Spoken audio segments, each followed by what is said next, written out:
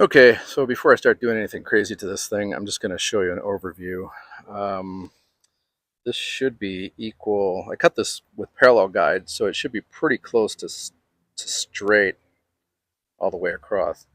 What I need to do is measure over an equal amount after I scrape the glue, and then get the tracks out here and cut off wherever I mark to, and then trim the edge off. So I'm hoping to do that while I have a little bit of dry weather here. It's been raining a lot where I'm at.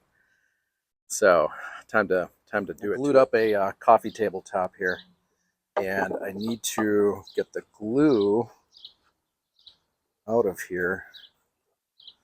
I'm going to see how my gooseneck Wood River chisel does with this. All right, I'm going to switch to scraping.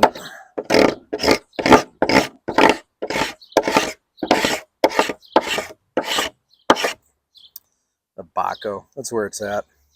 I don't know why I do anything else. The wood is elm, and it's kind of soft, so it's easy for it to tear out. I didn't sand this, but I've worked with other elm, and it can be kind of a train wreck to go against the grain. So let's see, I need to do this line over here. You're going to find out the awesome power of the Baco. Set that aside.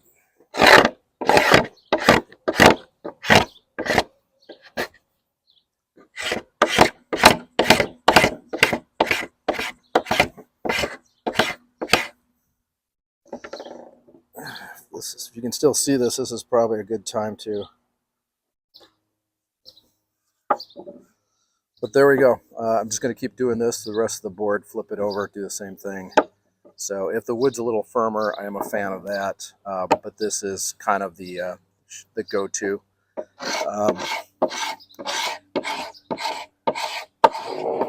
The wide blade helps to actually support it and keep it from twisting side to side or digging in too much. So anyways, a bunch more scraping to happen.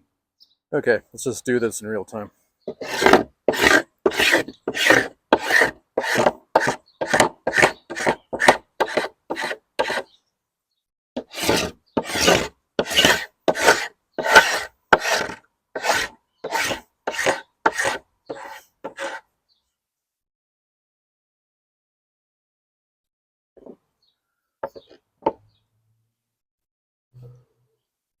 We're going to monkey with it. I'm going to come back with a sander and deal with that. Like I said, the elm sands pretty easily. It's soft and it tears easily too. So I'll come back for that one with a machine that's got some abrasive on it.